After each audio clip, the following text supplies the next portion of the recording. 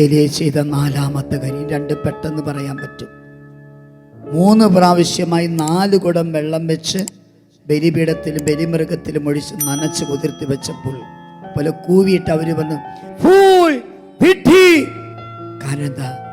അവര് നോക്കിയപ്പോൾ ബലിപീഠത്തിലും ബലിമൃഗത്തിലും 12 കുടം വെള്ളം ഒഴിച്ച് നനച്ച് കുതിർത്തി വെച്ചിരിക്കുന്നു. ഇതിലെങ്ങനെ അഗ്നി ഇറങ്ങി വന്ന് അത് ചുട്ടുകരിക്കും? പറ്റില്ല, വിഡ്ഢി എന്നവർ പറഞ്ഞു. പക്ഷേ ഒരു സത്യം തിരിച്ചറിഞ്ഞു. ഭാര്യന്റെ പ്രവാചകര് കൂവി കളിയാക്കിയപ്പോൾ, ഫൂള് വിഡ്ഢി എന്ന് പറഞ്ഞപ്പോൾ, സ്വർഗത്തിൽ ദൈവം അവിടെ ഇരുന്ന് കൈയടിച്ചു. Eliya, it is good, it is good. Eliya, ഇത് നന്നായിരിക്കുന്നു. ദൈവമേ, അർത്ഥമെന്താ? അഗ്നി ഇറങ്ങി വന്ന് ബലിപീഠവും ബലിവസ്തുവും ചുട്ടുകരിക്കണമെങ്കിൽ നനച്ച് കുതിർത്താൽ പറ്റില്ലല്ലോ. അർത്ഥമെന്താ? ദൈവം പറഞ്ഞു തന്നു. വിശ്വാസത്തോടെ ഏലിയ ചെയ്ത പ്രവൃത്തി. ആത്മീയ വ്യാഖ്യാനം: വിശ്വാസത്തോടെ ഏലിയ ചെയ്ത പ്രവൃത്തി എന്ന് പറഞ്ഞാൽ 12 കുടം വെള്ളമൊഴിച്ച് ഈ ബലിപീഠവും ബലിവസ്തുവും ഞാൻ നനച്ച് കുതിർത്ത് വെച്ചാലും ഐ ബിലീവ്, ഞാൻ വിശ്വസിക്കുന്നു, എൻ്റെ യഹോവയ്ക്ക് ഞാൻ നനച്ച് കുതിർത്തി വെച്ചതിലേക്കും അഗ്നി ഇറക്കിക്കൊണ്ടുവന്ന് ഇതിനെ ചുട്ടുകരിക്കാൻ കഴിയുമെന്ന് ഞാൻ വിശ്വസിക്കുന്നു എന്ന് പറഞ്ഞ് ഏലിയ ചെയ്ത വിശ്വാസത്തിൻ്റെ ഒരു പ്രവൃത്തിയാണ്. അഗ്നി ഇറങ്ങി വരാൻ വിശ്വാസത്തിൻ്റെ പ്രവൃത്തികൾ വേണം. എൻ്റെ രോഗത്തെ സൗഖ്യപ്പെടുത്താൻ ഈശോയ്ക്ക് കഴിയും. I believe. യാക്കോബ് 5:15 വിശ്വാസത്തോടെയുള്ള പ്രാർത്ഥന രോഗിയെ സുഖപ്പെടുത്തും. കർത്താവ് അവൻ എഴുതി. യാക്കോബ് 5:15. കുഞ്ഞില്ലാത്ത എനിക്കൊരു കുഞ്ഞിന് തരാൻ കർത്താവിന് കഴിയും. ജോലിയില്ലാത്ത എനിക്ക് ജോലി തരാൻ തമ്പുരാന് കഴിയും. വീടില്ലാത്ത എനിക്ക് വീട് തരാൻ തമ്പുരാന് കഴിയും. പറഞ്ഞാൽ വിശ്വസിക്കാൻ പറ്റാത്തൊരു പ്രവൃത്തി വരും ദിവസങ്ങളിൽ കർത്താവ് ചെയ്യാൻ ആഗ്രഹിക്കുന്നുവെങ്കിൽ വിശ്വസിക്കുകയും എനിക്ക് തരാൻ ദൈവത്തിന് കഴിയും. ഈ വിശ്വാസമുണ്ടെങ്കിൽ അഗ്നി ഇറങ്ങി വരും. 5-ാമത്തെ കാര്യം, ഏലിയ പ്രാർത്ഥിക്കുകയാണ്. ആ ബലിപീഠത്തിൽ ഈ 4 കാര്യങ്ങൾ ചെയ്ത് 5-ാമത്തെ കാര്യം ചെയ്യുക. താഴവാരം വിട്ട് മല കയറി പകർന്നു കിടന്ന ബലിപീഠം കേടുപോക്കി ബലിമൃഗത്തെ കൊന്ന് തുണ്ടന്തടമായി ബലിപീഠത്തിൽ വെച്ച് 12 കുടം വെള്ളമൊഴിച്ച് നനച്ച് കുതിർത്തി വെച്ചിട്ട് 5-ാമത്തെ കാര്യം ചെയ്യുക. ബലിപീഠത്തിന് മുട്ടി നിന്ന് കൈ വിരിച്ചു പിടിച്ച് പ്രാർത്ഥിക്കുന്നു. ദൈവമേ, അങ്ങാണ് യഥാർത്ഥ ദൈവമെന്ന് ഇവർ തിരിച്ചറിയുക. അങ്ങ് കൽപ്പിച്ചതനുസരിച്ചാണ് ഞാനിത് ചെയ്തെന്ന് ഇവരറിയാൻ വേണ്ടി അഗ്നി ഇറക്കണമേ എന്ന് പറഞ്ഞ് ഏലിയ പ്രാർത്ഥിക്കുകയാണ്. ആത്മീയ വ്യാഖ്യാനം: പ്രാർത്ഥനാ ജീവിതമുണ്ടെങ്കിൽ ദൈവത്തിൻ്റെ അഗ്നി ഇറങ്ങി വരും. നിന്നിൽ പ്രാർത്ഥനാ ജീവിതമുണ്ടെങ്കിലേ അഗ്നി ഇറങ്ങി വരൂ, ഇല്ലെങ്കിൽ അഗ്നി ഇറങ്ങി വരില്ല.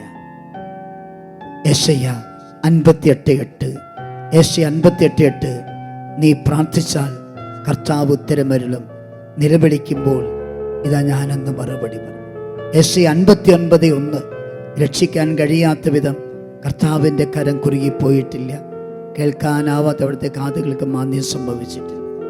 യോഹന്നാൻ 9:31 ദൈവം പാപിയുടെ പ്രാർത്ഥന കേൾക്കില്ലെന്ന് നമുക്കറിയാം, എന്നാൽ എന്നെ സ്നേഹിക്കുകയും എൻ്റെ കൽപ്പനകൾ പാലിക്കുകയും ചെയ്യുന്നവൻ്റെ പ്രാർത്ഥന ഞാൻ കേൾക്കും. സഹോദരങ്ങളെ, ദൈവത്തിൻ്റെ അഗ്നി ഇറങ്ങി വരാൻ 6 കാര്യങ്ങളാണ് വേണ്ടത്. ഇനിയുള്ള ആരാധനയിൽ ദൈവത്തിൻ്റെ അഗ്നി ഇറങ്ങി വരണമെന്നുണ്ടെങ്കിൽ, ഇവിടെ അത്ഭുതങ്ങൾ നടക്കണമെന്നുണ്ടെങ്കിൽ ഈ 5 കാര്യങ്ങൾ ചെയ്തേ തീരും. താഴ്വാരങ്ങൾ വിട്ട് ആത്മീയ മലകയറ്റം നടക്കണം. ആത്മീയ മനുഷ്യനായി മാറണം. തകർന്നു കിടക്കുന്ന സ്നേഹബന്ധങ്ങൾ ദൈവമായിട്ടുള്ളത് സഹോദരനുമായിട്ട് നേരെയാക്കണം. ശാരീരിക പാപങ്ങളെ തമ്പുരാൻ്റെ ബലിപീഠത്തിൽ ഇറക്കി വയ്ക്കണം. വിശ്വാസത്തോടെ നീ ജീവിക്കുക. വിശ്വാസ ജീവിതം. 5 പ്രാർത്ഥനാ ജീവിതം.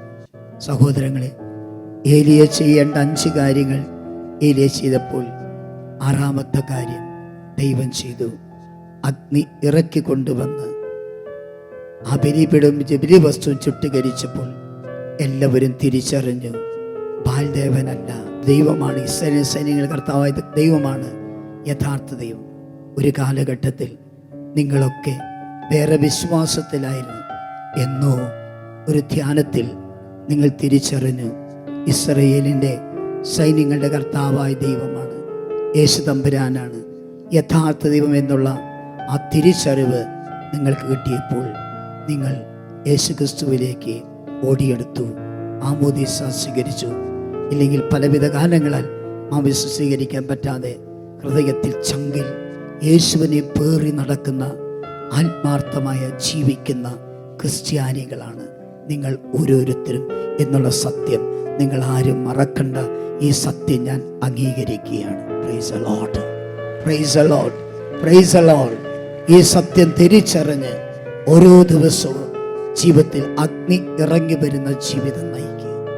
പലവിധ കാര്യങ്ങൾ വീട്ടിലെ സാഹചര്യങ്ങൾ അനുവദിക്കുന്നില്ല, അല്ലെങ്കിൽ നാട്ടിലെ സാഹചര്യങ്ങൾ അനുവദിക്കുന്നില്ല.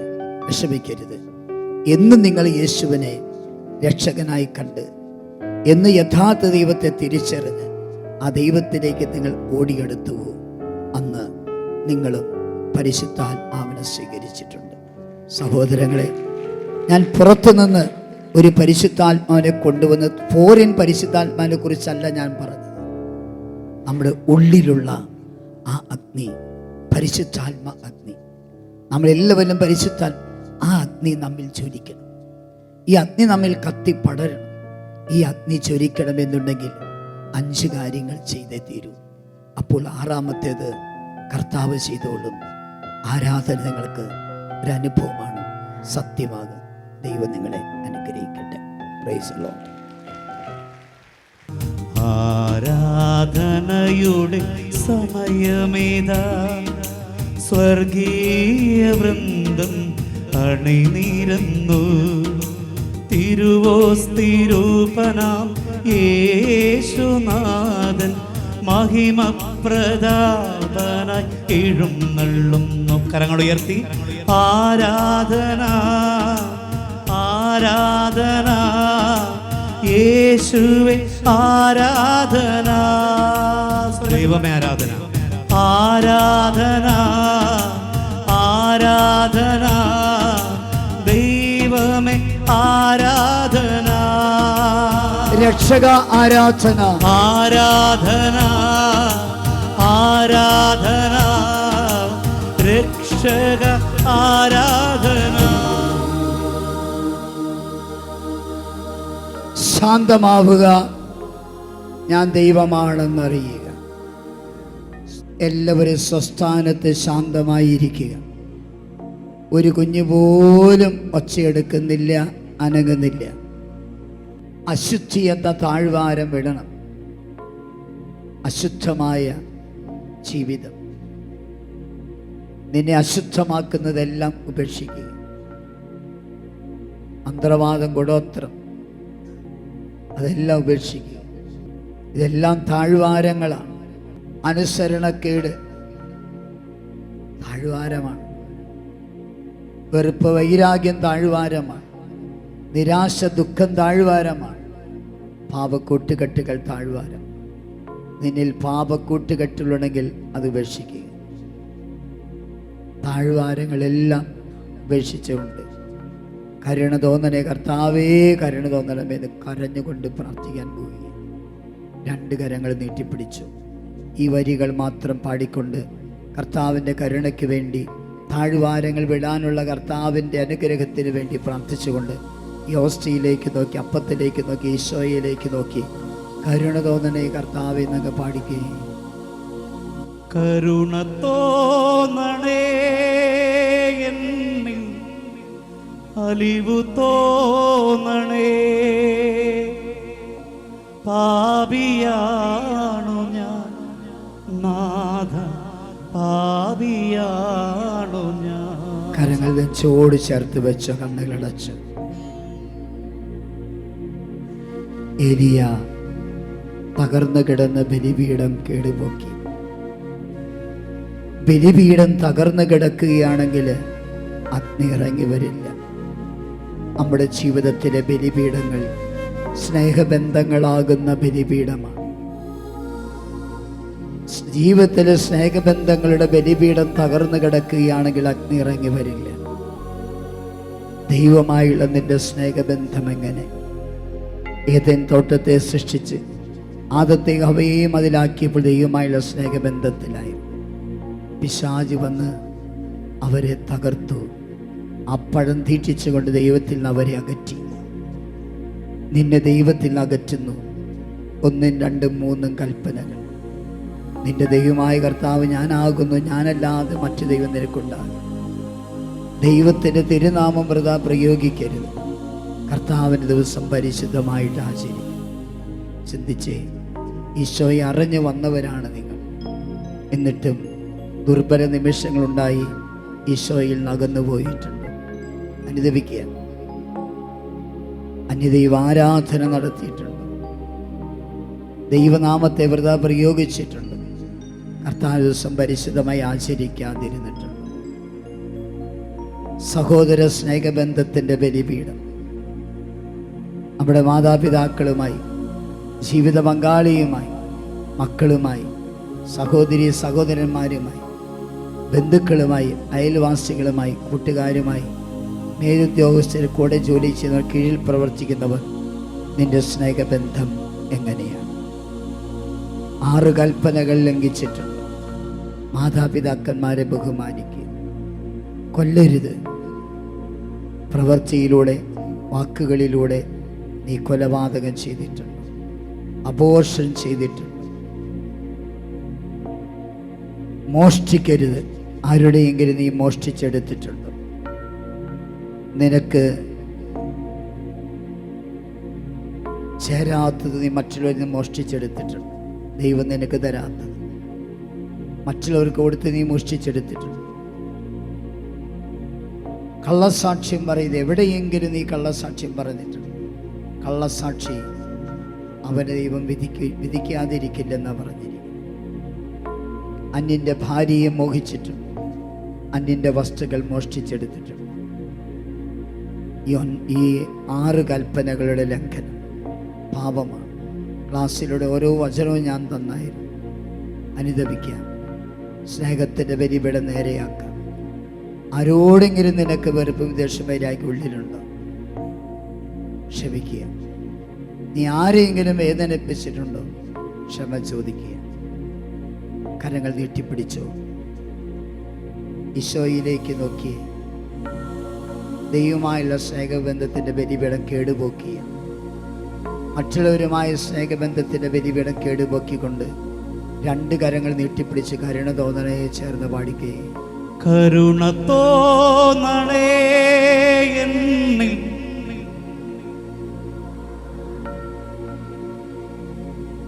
പാപിയാണു ഞാൻ നാഥ, പാപിയാണു ഞാൻ. കരങ്ങൾ നെഞ്ചോട് ചേർത്ത് വെച്ച് കണ്ണുകളടച്ചു. എലിയ ചെയ്ത 3ാമത്തെ കാര്യം, ബലിമൃഗത്തെ കൊന്ന് തുണ്ടമായി ബലിപീഠത്തിൽ വെച്ചു. നമ്മുടെ ശരീരത്തിൽ നമ്മൾ ചെയ്ത പാപങ്ങളെ തമ്പുരാന്റെ ബലിപീഠത്തിൽ വെക്കണം. വ്യഭിചാരം, വേശ്യാവൃത്തി, സ്വർഗ്ഗഭോഗം, സ്വയംഭോഗം, ഈ ജടിക പാപങ്ങൾ തമ്പുരാന്റെ ബലിപീഠത്തിൽ ഉപേക്ഷിക്കുക. തെറ്റായ സ്നേഹബന്ധങ്ങൾ ഉപേക്ഷിക്കുക. ഇനി ഒരിക്കലും അതുണ്ടാകരുത്. എലിയ ചെയ്ത 4ാമത്തെ കാര്യം, 4 കുടം വെള്ളം വെച്ച് 3 പ്രാവശ്യമായി 12 കുടം വെള്ളം ഒഴിച്ച് നനച്ച് കുതിർത്ത് വെച്ചു. വിശ്വാസ ജീവിതം. എലിയ വിശ്വാസത്തോടെ ചെയ്ത പ്രവൃത്തി. എന്തെങ്കിലും ഒരു തകർച്ചയുണ്ടായപ്പോഴോ, പരാജയമുണ്ടായപ്പോഴോ, രോഗമുണ്ടായപ്പോഴോ ദൈവവിശ്വാസത്തിൽ നിന്ന് താഴെ പോയോ? ഒരു ദിവസം നീ ഈശോയെ അറിഞ്ഞ് വിശ്വാസത്തിലേക്ക് വന്ന വ്യക്തിയാണ്. ഏതെങ്കിലും ഒരു ദിവസം നിന്റെ ബലഹീനത നിമിഷത്തിൽ ഈശോയെ വിട്ടുപോയിട്ടുണ്ടോ? നിന്റെ മക്കൾ വിട്ടുപോയിട്ടുണ്ടോ? ദൈവമേ, വിശ്വാസ ജീവിതം നഷ്ടപ്പെടുത്തി ഇങ്ങനെ അനുദപിക്കുന്നു എന്ന് പറ. നിന്റെ പ്രാർത്ഥനാ ജീവിതം. ഈശോയെ അറിഞ്ഞ് വന്ന വ്യക്തിയാണ് നീ സന്ധ്യാ പ്രാർത്ഥന നടത്തുന്നുണ്ട്. നീ ബൈബിള് വായിക്കുന്നുണ്ട്. നീ കൊന്തയൊല്ലുന്നുണ്ട്. നീ കുരിശിൻ്റെ വഴി നടത്തുന്നുണ്ട്. സുഹൃദയപങ്ങൾ ചൊല്ലുന്നുണ്ട്. കരുണ കൊന്ത ചൊല്ലുന്നുണ്ട്. പ്രാർത്ഥനാ ജീവിതം. മുട്ടുകുത്താവോ? എല്ലാവരും മുട്ടുകുത്താൻ പറ്റുമെങ്കിൽ എല്ലാവരും മുട്ടുകുത്ത. അനുതാപത്തിൻ്റെ പാട്ടും ശുശ്രൂഷയും പരിശുദ്ധാത്മാവ് നിന്റെ മേൽ ഇറങ്ങി വരാൻ പോവുകയാണ്. 5 കാര്യങ്ങളെ ഓർത്ത് നീ അനുദപിച്ച് മാപ്പ് ചോദിച്ചു. നീ ചെയ്യേണ്ടത് നീ ചെയ്ത്. ഇനി 6-ാമത്തെ കാര്യം ഈശോ ചെയ്യാൻ പോവുകയാണ്. 2 കരങ്ങൾ നെഞ്ചോട് ചേർത്ത് വെച്ചോ. ആർക്കെങ്കിലും മുട്ടുകുത്താൻ അത്ര ബുദ്ധിമുട്ടുണ്ടെങ്കിൽ ഇരുന്നു കൊണ്ട് കര നെഞ്ചോട് പുറകിലിരിക്കുന്നവർക്ക് ഈശോയെ കാണണം. നിൽക്കരുത്, ഇരുന്നോളണം. നിൽക്കരുത്, ഇരുന്നോളണം. കരങ്ങൾ നെഞ്ചോട് ചേർത്ത് വെച്ച് കണ്ണുകളടച്ച് ലൂക്ക 7-ാം അധ്യായം 36-50. ശിമയോന്റെ വീട്ടിൽ ഈശോ വിരുന്നിലിരുന്നപ്പോൾ പാപിനിയായൊരുവൾ ഓടി വന്ന് യേശുവിൻ്റെ പാദത്തിനരികിലിരുന്ന് അന്ന് വരെ അവൾ ചെയ്ത പാപത്തെയോർത്ത് കരഞ്ഞ് കണ്ണുനീരുകൊണ്ട് ഈശോയുടെ പാദങ്ങൾ കഴുകി മുടി കൊണ്ട് തുടച്ച് ആ പാദത്തിൽ മുത്തമിട്ട് തൈലം പൂശി അവൾ ഇരുന്നപ്പോൾ ഈശോ പറഞ്ഞു, ഇവളുടെ നിരവധിയായ പാപങ്ങൾ ക്ഷമിക്കപ്പെട്ടിരിക്കുന്നു. എണ്ണമേറുന്ന പാപത്തെ ഓർത്ത് പശ്ചാത്തപിച്ചുകൊണ്ട് തമ്പുരാൻ്റെ മുമ്പിൽ നമുക്ക് മാപ്പ് ചോദിച്ചുകൊണ്ട് നമുക്ക് പ്രാർത്ഥിക്കാം. കരങ്ങൾ നീട്ടിപ്പിടിച്ച് ഈശോയെ നോക്കി കരുണ തോന്നണേ, കരുണ തോന്നണേ, എന്നിൽ അലിവു തോന്നണേ. പാപിയാണു ഞാൻ നാഥ, പാപിയാണു ഞാൻ. ചേർന്ന് പാടിക്ക് എല്ലാവരും. കരുണ തോന്നണേ, അലിവു തോന്നണേ. കരങ്ങൾ 2 നെഞ്ചോട് ചേർത്ത് വെച്ചോ, കണ്ണുകളടച്ചോ. ശിമയോന്റെ വീട്ടില് ഈശോ വിരുന്നിനിരുന്നപ്പോൾ പാപിനിയായവൾ ഓടി വന്ന് യേശുവിൻ്റെ പാദത്തിനരികിൽ ഇരുന്നത് പോലെ ഇപ്പോൾ ഈശോയുടെ പാദത്തിനരികിലാണ്. ഈ ചെയ്ത പാപത്തെ ഓർത്ത് കരയുന്ന നിമിഷം.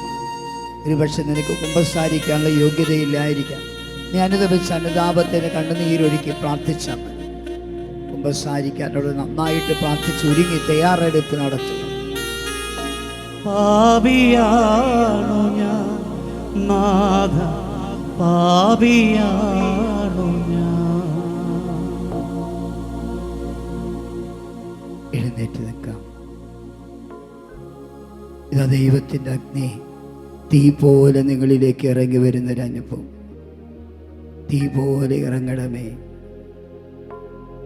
അഗ്നിനാവായി പതിയണമേ എന്ന് പ്രാർത്ഥിച്ചേ.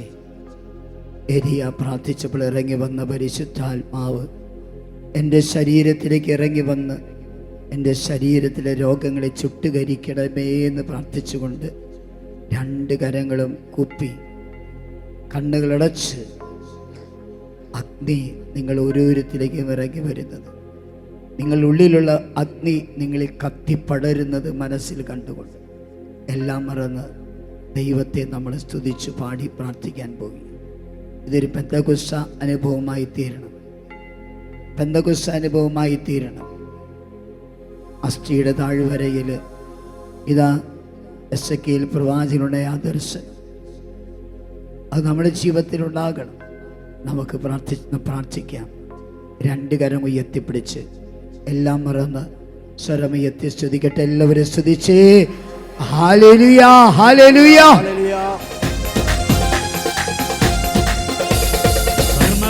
പ്രാർത്ഥനയിൽ ഒരു കൈമേഘം ഞാൻ കാണുന്നു. ആഹാബ് വിറച്ച പോലെ അഗ്നിമഴയായി പെയ്യണമേ. കർമ്മലിലെ പ്രാർത്ഥനയിൽ ഒരു കൈമേഘം ഞാൻ കാണുന്നു. ആഹാബ് വിറച്ച പോലെ അഗ്നിമഴയായി പെയ്യണമേ. കരമുയർത്തി തുള്ളിച്ചാടി പോലെ ഇറങ്ങണമേ. എല്ലാവരും നാവായി പതിയണമേ. തുള്ളിച്ചാടി കാറ്റായി വീശണമേ. നദിയായി ഒഴുകണമേ. എല്ലാവരും നീ പോലെ അഭിഷേകം, നീ പോലെ അഭിഷേകം. കരമുയർത്തി സ്തുതിച്ചേ. Hallelujah, hallelujah. എൻ്റെ ഈശോയേ എന്ന് വിളി. ഈശോയേ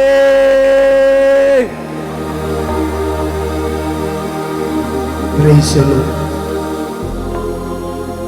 ഒത്തിരി മക്കൾക്ക് രോഗശാന്തി. കരങ്ങൾ കൂപ്പിക്കോ. ഞാൻ പറയുന്നത് ചെയ്തു നോക്കണം വിശ്വാസത്തോടെ. രോഗശാന്തിക്ക് ഒരു വിശ്വാസം ഈശോ ആവശ്യപ്പെടുന്നു. കർത്താവിനെ തൊട്ടു സുഖപ്പെടുത്തിയെന്ന വിശ്വാസം.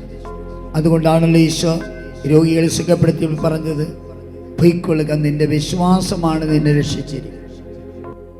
ശ്രദ്ധിക്കുക, ഇന്നലെ ഈ ധ്യാന മന്ദിരത്തിൽ വന്നപ്പോൾ പലവിധ രോഗപീഠകളോടെയാണ് നിങ്ങൾ വന്നത്.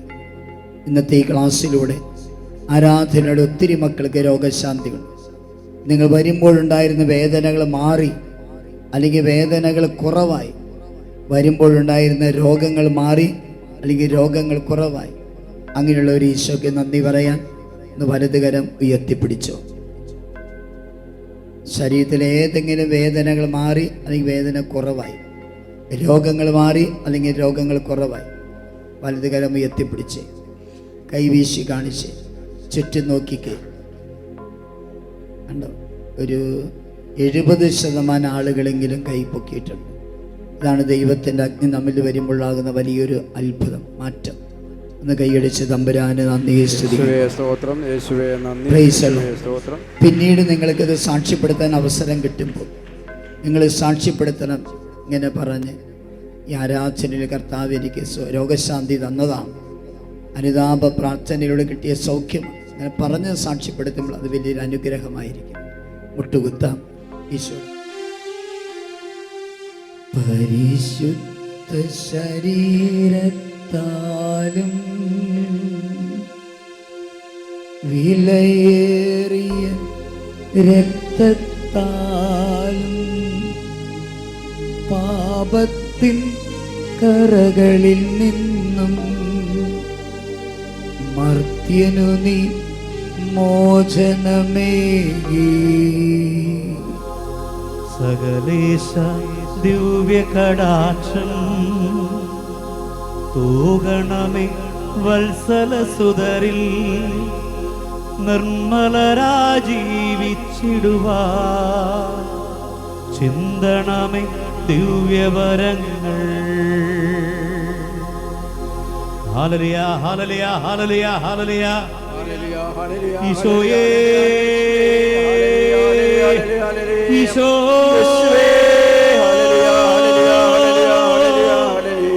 ഈശോയേ ആരാധന. ഈശോയേ ഹല്ലേലൂയ ഹല്ലേലൂയ ഹല്ലേലൂയ. ഈശോയേ നന്ദി ദൈവമേ, നന്ദി ദൈവമേ, സ്തുതി. Hallelujah hallelujah hallelujah. യേശുവേ യേശുവേ യേശുവേ. Hallelujah hallelujah hallelujah hallelujah hallelujah hallelujah hallelujah hallelujah. പരിശുദ്ധ പരമമാ ദിവ്യകാരുണ്യമേ, എന്നും എന്നും അങ്ങേക്കാരാധന. പരിശുദ്ധ പരമമാ എന്നും എന്നും അങ്ങേക്കാരാധന.